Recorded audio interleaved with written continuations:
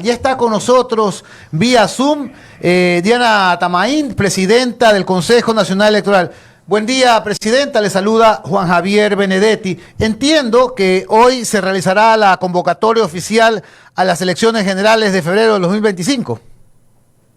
Buenos días, muchísimas gracias. Efectivamente, el calendario electoral se va cumpliendo sin ningún contratiempo y el día de hoy ya se oficializa y se hace ya la convocatoria para que las organizaciones políticas puedan pedir ya la inscripción de sus candidaturas y de esa manera ir definiendo quiénes participarán en la próxima contienda. Hoy a las 9 de la noche, 21 horas, en cadena nacional podrán escuchar o mirar esta convocatoria. Mañana empieza la fase de inscripción de candidaturas y culminará el 2 de octubre. ¿Cómo se realiza este proceso, señora presidenta?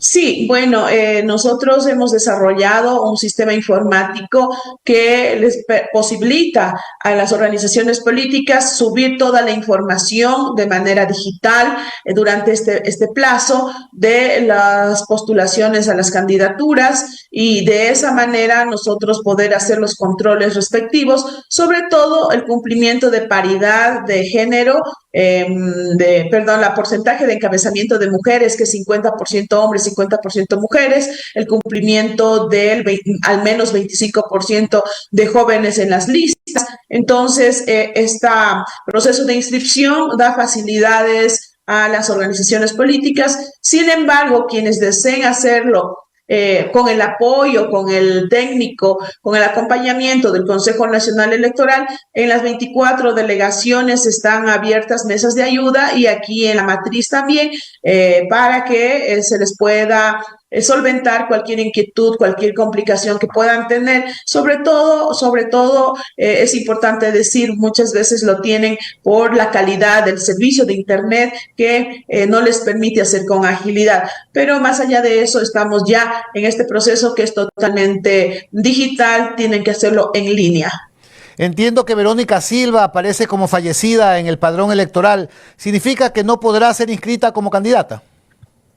Mire, efectivamente nosotros recibimos esa información, los plazos para nosotros ya concluyeron donde se podían hacer correcciones, para eso hay una ley, no es un plazo puesto por el CNE, sino está en el mandato, es un mandato legal en las que tenía la posibilidad de hacer su reclamación para poder corregir o ajustar o cualquier situación que cualquier ciudadano lo podía haber hecho. Sin embargo, conocemos que este proceso fue apelado o esta situación o una resolución del Pleno fue apelado ante el Tribunal Contencioso Electoral y nosotros estamos a la espera del dictamen que pueda dar la máxima autoridad en tema electoral y de última instancia. Presidenta, buenos días. Solo un mini comentario sobre este último tema para luego hacerle mi pregunta. Alfonso Harp la saluda. Cabe plenamente que la señora Silva haga una apelación. Primero, no es culpa del CNE. El CNE cerró el padrón y el registro civil ya había señalado antes había informado que esta persona, digamos, no contaba en el padrón que esta persona supuestamente había fallecido. Ya, ok. Pero como ya está cerrado el padrón, no se la puede inscribir directamente. Pero es correcto que ella apele al Tribunal Contencioso Electoral porque está viva, es un caso sui generis, pero es un caso real, está viva. Y aunque el padrón esté cerrado, no se le puede afectar su derecho a su derecho político de participar realmente por una información que no ha sido cierta. Entonces, si el Tribunal Contencioso Electoral, en derecho, que es lo que yo creo que debe de hacer, exige o, mejor dicho, ordena que se reabra el padrón para inscribir a esta persona, me parecería que es un acto sumamente justo. Ahora sí, vamos a la pregunta que le quiero hacer, señora presidenta. Y en esto voy a poner como comparación el fútbol, porque es algo muy parecido. Cuando hoy día los actores salen a la cancha, y como usted ve en el fútbol, cuando va a arrancar un partido, los primeros que salen son los árbitros, cogen incluso la pelota y atrás salen los jugadores. Acá es igual. Hoy ya salen a la cancha los actores en el momento en que se declara se abre el proceso electoral. Ya en este momento los árbitros de la contienda, que son ustedes, están en la cancha o salen a la cancha. Ya en la medida de los días y horas que faltan hasta el 2 de octubre van a ir saliendo los jugadores también al campo de juego. Por ende, ya una vez que los árbitros están en la cancha, ya no son sujetos de ningún cambio. Los jugadores los pueden cambiar, pues ya los árbitros, ya salvo por lesión o algo en un partido de fútbol, podrían retirarse, pero si no, comienzan y terminan el partido. ¿Por qué hago esta comparación, señora presidenta? Porque se habla mucho de que sus tiempos culminan antes de febrero, que por ahí alguna vocal suplente o consejera suplente, que ahora es consejera titular, creo que se le acaba en febrero y ella podría llegar, pero en los otros casos habría que hacer los cambios respectivos. ¿Cuál es la opinión jurídica que les ha dado el Departamento de Asesoría en esa materia a los consejeros del CNE? Gracias, Pocho. A ver, yo voy a decir dos cosas. La primera, que es personal, no tiene nada que ver con lo jurídico. Nosotros como consejeros del Consejo Nacional Electoral fuimos designados para 6 años. No se hizo el cambio a medio periodo. Sin embargo, cualquier decisión que la tome el Consejo de Participación Ciudadana cuando considere que deben ser nuestros reemplazos, nosotros estamos preparados, listos y trabajando para que el día en que tengamos nosotros que irnos a nuestras casas, retirarnos como funcionarios electorales o como autoridades electorales, dejar todo listo hasta donde estemos en el ejercicio de nuestras funciones por responsabilidad, por principio y sobre todo en defensa de la democracia y de la institucionalidad. Así es que no cabe la menor duda que nuestro trabajo es comprometido, técnicamente elaborado junto a nuestros funcionarios. Ya la parte jurídica, y esto lo digo porque no quiero que esto suene a que queremos quedarnos en el puesto ni nada de eso, sino que hay que dar la certeza y la seguridad jurídica y tranquilidad a la ciudadanía de que en el Ecuador se hacen las cosas bien. Nosotros, cuando ya íbamos a cumplir los 3 años, el medio periodo, hicimos una consulta al Procurador General del Estado en virtud de que ya no se había dado y no había ninguna posibilidad de hacer el cambio parcial de los 2 consejeros principales y 2 consejeros suplentes, como determina la ley. En ese sentido, el procurador respondió que debíamos seguir en nuestras funciones hasta que seamos legalmente reemplazados. Es decir, aquí no hay prórroga, nosotros fuimos nombrados para 6 años, no sabemos a quién le hubiese tocado irse, pero estábamos en los 6 años. También hicimos una segunda consulta, que es qué pasa con las autoridades electas internamente, es decir, con la presidenta y el vicepresidente en funciones en ese momento, si se debería renovar al cumplir el medio periodo. La respuesta del procurador fue enfática y no es la primera vez que contesta de esa manera, ya hubo otros antecedentes y nos responde manifestando de que la presidencia y el vicepresidente o la presidenta y el vicepresidente deben continuar en los cargos como tales hasta que venga o llegue esa renovación legalmente como corresponde. Cumplimos nosotros un pronunciamiento del procurador y seguimos trabajando con las responsabilidades que nos da al ocupar estos cargos. Entonces nosotros esperaremos lo que el Consejo de Participación Ciudadana lo haga y todos los ecuatorianos esperamos que las instituciones y las autoridades cumplamos con lo que manda la ley y la Constitución. Sin embargo, como en este Ecuador puede pasar cualquier cosa en cualquier momento y ya se ha visto en diferentes circunstancias o en escenarios políticos, igual no nos descuida de nuestro objetivo y nuestra responsabilidad de seguir preparando un proceso electoral altamente técnico. Presidenta Tamaín, buenos días. Muchas gracias por esta entrevista. La saluda Esteban Novoa. Mi pregunta va aprovechando pues que usted está aquí para ver si nos puede explicar y le puede explicar a todos quienes nos escuchan cómo funciona el fondo de promoción electoral que el CNE por mandato legal tiene que otorgar a los candidatos, a los partidos que pues lanzan candidatos. ¿Por qué? Porque ahora tenemos una proliferación de candidatos. Vemos que hay 16 candidaturas a la presidencia de la República y la gente lo que se pregunta es ¿qué interés puede tener un partido o una persona en lanzarse sin tener chance alguna para ganar, sin tener oportunidad para ganar? Entonces la gente piensa que es porque existe alguna asignación de dinero directamente, pero eso entiendo que no es así. El CNE lo que hace es entregar, por ejemplo, a los medios de comunicación directamente, etcétera. No le entrega a los candidatos. No es que el dinero del erario público que tiene el CNE va al bolsillo de los candidatos. Entonces quisiera a ver si aprovechamos esta ocasión que usted nos está dando esta entrevista, que explique a la ciudadanía qué es lo que hace el CNE con los candidatos a la presidencia de la República respecto de los fondos que nosotros los ecuatorianos pagamos de nuestros impuestos. Correcto, muchas gracias, buenos días. Y muy importante responder esta inquietud y evitar estas confusiones o a veces hasta con mala intención de manchar el trabajo de las autoridades. Hacen comentarios que no tienen nada que ver con la realidad. Primero, decir a la ciudadanía que no es el Consejo Nacional Electoral que por su voluntad propia asigne estos recursos. Esto está en la ley y nosotros tenemos que cumplir con la ley, nos guste o no nos guste.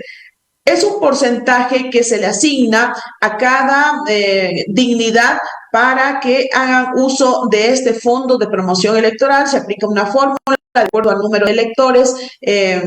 Por ejemplo, para binomio presidencial sería 40 centavos por el número de electores. Para parlamentarios andinos también hay el 0.10 centavos, perdón, se calcula que es el límite del gasto electoral. Sobre ese límite se proyecta un fondo de promoción electoral. En conclusión, primero, los recursos que se dan para la promoción electoral no es voluntad del CNE, sino en cumplimiento de una ley. Segundo, este fondo de promoción electoral no se entrega en efectivo, no llegan a las cuentas de los partidos políticos ni de los candidatos. Lo que sucede es que, de acuerdo al monto que le corresponde a cada dignidad, el Consejo Nacional Electoral le da un cupo, digamos, para que pueda pautar en los diferentes medios de comunicación, ya sea prensa escrita, radio, televisión, vallas publicitarias o medios digitales. Y entiéndase que en medios digitales no es redes sociales. Se refiere a medios que están reconocidos y calificados como medios de comunicación, ¿verdad? Que participarán en el proceso electoral. Entonces, insisto, no se le da en efectivo, se le da en órdenes de pautaje para que hagan uso de acuerdo al monto o al límite del gasto electoral que tienen con recursos del Estado. Presidenta, pero sobre este tema se había promulgado una ley en el sentido de que candidato que no pase del 4% tendría que devolver al Consejo Nacional Electoral el 50% de lo que el Consejo, a través de estos bonos o de estos papeles, pues con pago posterior, finalmente le otorga, que es 40 centavos por elector. Sin embargo, como se dice popularmente, echa la ley, echa la trampa.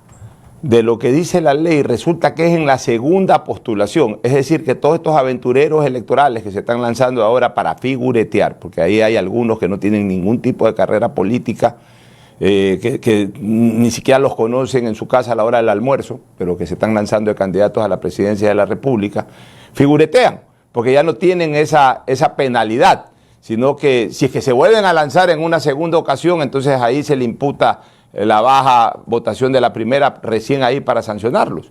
Entonces, para que también quede claro, en esta ocasión pueden participar y así saquen 20 votos, no pagan nada, no devuelven nada.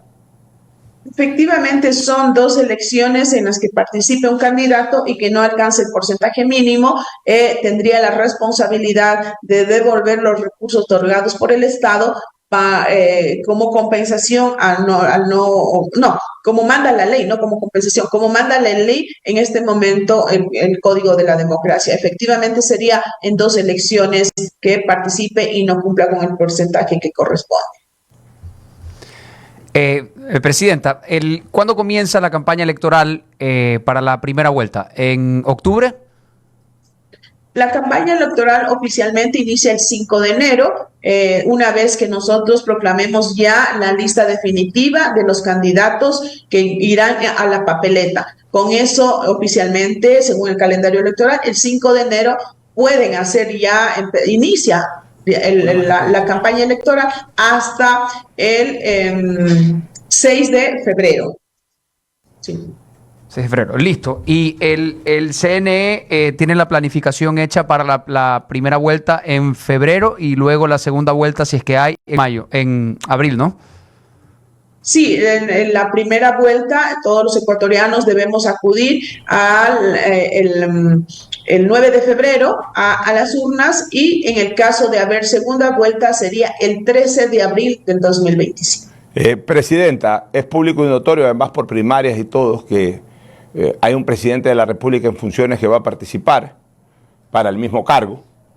hay otro presidente de otra función pública que va a participar para otro cargo. Hay ministros de Estado, algunos ya han renunciado para participar como asambleístas, pero entiendo que, por ejemplo, el binomio del presidente Noboa todavía está en funciones y así por el estilo. ¿Cuándo tienen la obligación de renunciar o de pedir licencia? O sea, en temas de, a partir de la inscripción de la candidatura, ¿en qué momento ya tienen ellos o que renunciar a su cargo o si es por o si van a optar por el mismo, pedir la licencia correspondiente? Sí, efectivamente, para los funcionarios que son de jerarco superior, es decir, ministros, directores, subsecretarios, en funciones del Estado, bueno, en justicia es distinto, eso le puedo explicar después, pero para los funcionarios que están en jerarquía superior y van a candidatizarse, deben renunciar o presentar su renuncia antes del pedido de inscripción. Es decir, si el próximo lunes, este domingo, van a pedir su inscripción, ya deberían renunciar, no dice el número de días, pero antes de pedir la inscripción de su candidatura. Esto para los funcionarios de jerárquico superior. Para las autoridades y también para las autoridades de elección popular que están en funciones. Por ejemplo, si un asambleísta quiere postular para presidente de la República, igual tiene que renunciar antes de la presentación o solicitud de inscripción de candidatura. Mientras que para las autoridades que están ya electas por votación popular y van a ostentar el mismo cargo o van a la reelección, tienen que pedir licencia, esto dice la ley, para la campaña electoral, licencia sin sueldo para hacer campaña. Eso es lo que determina la ley. Presidenta, ¿y sigue siendo obligatorio que el candidato se inscriba personalmente? Porque tuvimos pues los precedentes en donde en su momento el expresidente Correa quiso inscribirse como vicepresidente, pero como no estaba en el Ecuador, no se le permitió a través de un apoderado especial. Creo que lo mismo parece que ha sucedido con la precandidatura de José Serrano, quien está pues en Estados Unidos, etcétera. Quisiera saber, a ver si nos puede comentar si es que existe la obligatoriedad de la persona que se va a candidatizar de acudir personalmente a inscribir su candidatura al Consejo Nacional Electoral, ya que es un evento personalísimo, como dicen pues los abogados. Correcto. Esto es una norma, no es una decisión administrativa de la presidenta del CNE, como se ha pretendido posesionar esa idea ante la ciudadanía. Este principio de tener la aceptación, hacer la aceptación de forma personal ante un funcionario del Consejo Nacional Electoral está determinado en un reglamento que no fue aprobado ni siquiera por esta administración, sino hace varios años, exactamente en octubre del 2012, el pleno de esa época resuelve que la aceptación de la candidatura sea de forma personal ante un funcionario electoral que se determine en ese momento, ya sea provincial o nacional. La nacional en las oficinas matriz del Consejo Nacional Electoral. Es importante aclarar la segunda cosa. Pretenden o pretendieron posesionar la idea que algunos candidatos tenían preferencias, para unos sí y para otros no, del acompañamiento. El reglamento es muy claro, la aceptación es personal. Después de la pandemia, nosotros, o en la pandemia, implementamos o reformamos el reglamento y dimos la posibilidad de que las primarias no sean presenciales como siempre había sido, sino presenciales o virtuales. Entonces, para poder cumplir con ese reglamento de que la aceptación sea presencial, se aplica lo siguiente. Cuando las primarias son presenciales, las organizaciones políticas convocan o piden la asistencia técnica o la veeduría del Consejo Nacional Electoral poniendo lugar, hora y fecha, es decir, donde ellos consideren que en su mayoría hacen en sus sedes, otros hacen en diferentes pueblos, en donde ellos decidan. Nosotros asistimos, ellos están personalmente en un congreso, en un sistema de votación directa, como ellos se organicen, terminan las primarias y quienes quedan como precandidatos ganadores en esas primarias, de manera personal, frente al funcionario que les acompañó, hacen su aceptación de candidatura. Y para desmentir y desvirtuar lo que se ha dicho también, Puedo decirles que de manera presencial y de este método, de esta manera, como le acabo de indicar, no fue solo el partido del presidente de la República, sino fueron en total 5 partidos y movimientos políticos que hicieron de manera presencial. El resto de organizaciones políticas lo hicieron a través de un aplicativo Zoom y se hizo esta asistencia también de manera virtual. Para ellas, como no es presencial, tienen la obligación de que esa aceptación de su candidatura vayan a las oficinas del CNE a firmar personalmente. Y eso es lo que sucedió con el señor Serrano.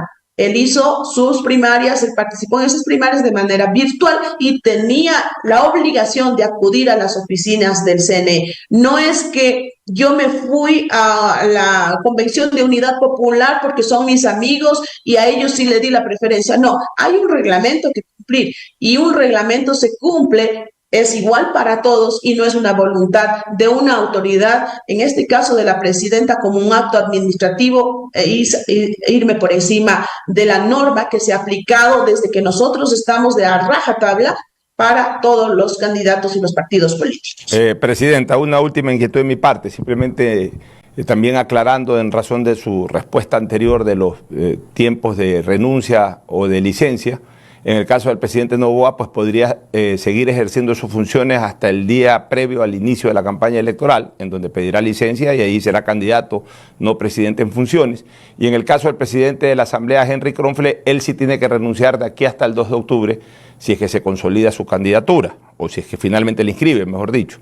Y voy justamente en razón de eso, y nuevamente retomo el ejemplo inicial, señora presidenta. Los árbitros saltan hoy día a la cancha, con el inicio ya del proceso electoral en sí. Hoy día saltan a la cancha.